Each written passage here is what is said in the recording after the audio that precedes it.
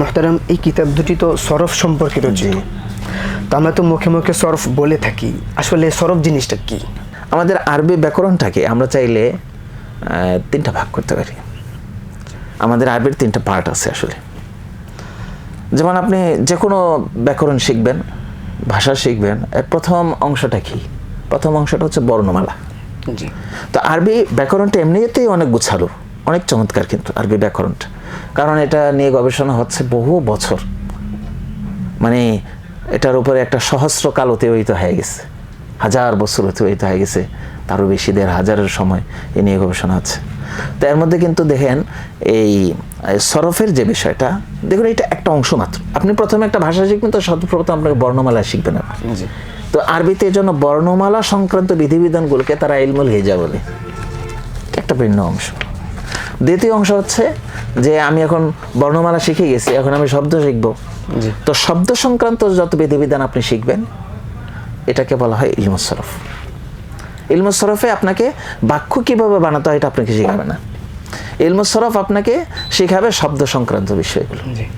এবং আপনি যখন এর পরের স্তরে যাবেন, যে আমার এখন বর্ণমালা হয়ে গেছে, শব্দ হয়ে গেছে, হ্যাঁ, আমি এখন বাক্য শিখতে চাই, তো বাক্যতে আপনি যখন যাবেন, বাক্য গঠন সংক্রান্ত বিধিবিধানগুলো নিয়ে যে ব্যাকরণ অংশটা আরবিতে, তাকে ইলমুন নাহু বলা হয়। তাহলে এই যে দেখুন একটা সিরিয়াল কিন্তু, বর্ণমালা সংক্রান্ত বিধিবিধান ইলমুল হিজা, শব্দ সংক্রান্ত বিধিবিধান এটা ইলমুস সরফ, এবং বাক্য সংক্রান্ত বিধিবিধান এটা ইলমুন নাহু। আপনি যদি কখনো ইলমুন নাহুতে কোনো শব্দ নিয়েও আলোচনা করেন, সেটা বাক্যের অংশ হিসেবেই এই হচ্ছে মোটামুটিভাবে। ধন্যবাদ মুহতারাম। মিজানুস সরফ এবং ইলমুস সরফের মিকদারে ইস্তেআদাত কতটুকু, অর্থাৎ একজন ছাত্র এই কিতাব পাঠের পর কতটুকু যোগ্যতা অর্জন করলে তাকে বলা যাবে সেই কিতাবটি থেকে মোকাম্মাল ইস্তেফাদা করতে পেরেছে? আমরা প্রত্যেকটা কিতাবের পরে ছাত্ররও চিন্তা করা উচিত যে হ্যাঁ, আমি এই কিতাবটা কতটুকু ভালো করে পড়েছি। তো মিকদারে ইস্তেআদাত, যে যোগ্যতাটা তাকে এই কিতাব থেকে অর্জন করতে হবে, মিজানুস সরফ বা ইলমুস সরফ প্রথম খণ্ড থেকে।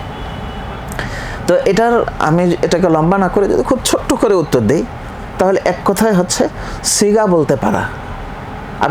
আমরা এখন মুন সাহেবেরটা বলছি না, মিজানুস সরফ, ইলমুস সরফ প্রথম খণ্ড, এতটুকু পড়ার পরে যদি একটা ছাত্র সিগা বলতে পারে, সে সিগা বলার ক্ষেত্রে কোনো তার বাধাবিঘ্ন নেই, সে নির্বিঘ্নে সিগা বলতে পারে, বাস মিকদারে ইস্তেআদাত হয়ে গেছে। সিগা বলতে পারার মানে এটা আসলে কি? হ্যাঁ, যেমন এটা একটা বিষয় যে আসলে সিগা বলতে পারার বিষয়টা কি, যে সিগা বলতে পারে। আসলে যদি সে 6টা বিষয়ে আমরা তাকে একটা সিগা জিজ্ঞাসা করলাম, যে তুমি বলো উংসুর এই একটি সিগা, এটা কোন সিগা?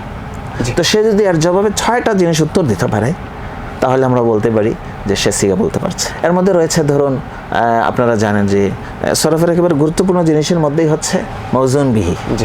মৌজুন বিহি, দ্বিতীয়টাকে বলা হয় মিজান, বা মিজানকে আরেক শব্দে বললেই আমরা সিগা বলি। তাহলে মৌজুন বিহি, মিজান বা সিগা, এবং বহস, মাসদার, মাদ্দা। এই যে প্রথমে আমরা নিয়ে আসলাম মৌজুন বিহি, দ্বিতীয়তে নিয়ে আসলাম মিজান বা সিগা, 3 নম্বরে নিয়ে আসবো বহস, এরপরে হলো মানা, মাদ্দা, মাসদার। এই 6টা জিনিস, এই 6টা জিনিস যে ছাত্র বলতে পারে, তাহলে সে মিজানে পাকা, সে মিজান ভালো করে পড়েছে।